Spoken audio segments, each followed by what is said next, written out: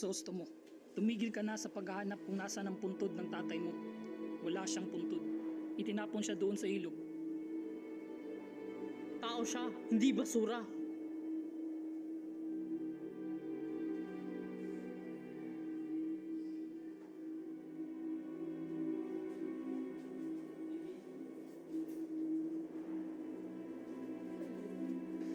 Uy, Ibarra.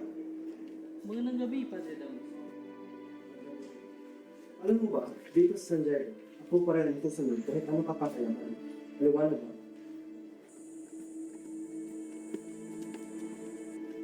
Kailangan nila katarungan at ikaw lang ang makapagbibigay sa kanila ng hustisya. Das ba ang iyong kasagutan, Elias? Kung ganoon, hindi tayo magiging katulad sa kanila. Kesa naman, mamatay tayong nakaluhod. Ikaw, kayo mo maghintay. Sila, Tumahimik ka, Elias!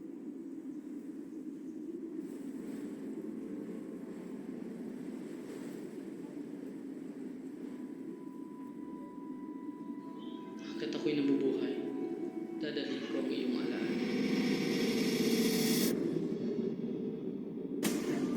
Crispy!